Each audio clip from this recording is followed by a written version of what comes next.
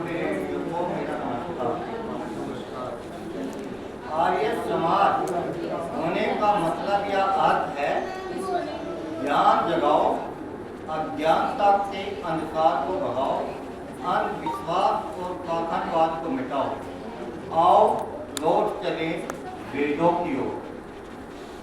वेद किसे कहते हैं? आत्मा, परमात्मा और प्रकृति के गुण, कर्म, स्वभाव की सही जानकारी की पुस्तक को वेद कहते हैं। वेदों से हमें सत्य की समझ, ज्ञान की प्राप्ति और अज्ञानता से मुक्ति प्राप्त होती है। वेदों का अध्ययन करना क्यों जरूरी है? वेदों के अध्ययन करने से आत्मा और परमात्मा के बीच संबंधों की खोज का ज्ञान मिलता है। प्रकृति से संबंधित भौतिक विज्ञान, ब्रह्मांड और सृष्टि को जानने की खोज का ज्ञान मिलता है। आत्मा का स्वरूप क्या है? आत्मा स्वयंभू, अनादि, ना दिखाई देने वाली, नाम मात्र अर्थ चेतन ऊर्जा शक्ति स्रोत को आत्मा कहते हैं। अदृश्य आत्मा दिखाई नहीं देती, लेकिन उसके अस्तित्व अर्थात मौजूद होने का अनुभव किया जा सकता है।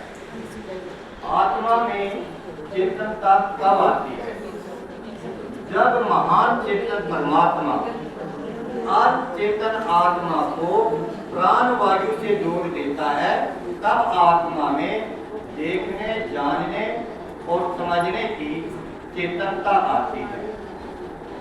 कर्म योनि में ईश्वर ने कर्म स्वतंत्र रखकर मनुष्य की जीव आत्मा को भी उसका कर्ता और भोक्ता बना दिया है।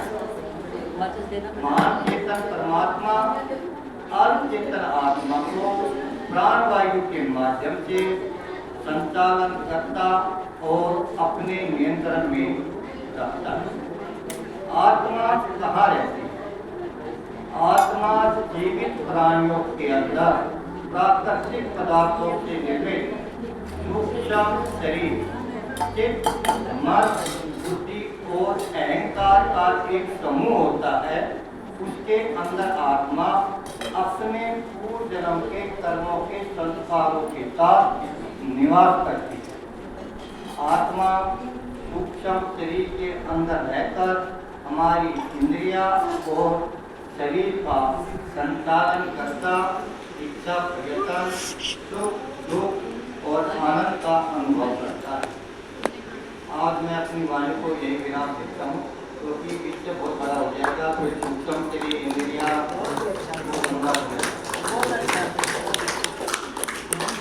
बहुत ही सुंदर विचार रखे आर्य समाज, वेद और सब। जरूरी नहीं है कि आर्य समाज ही जाए।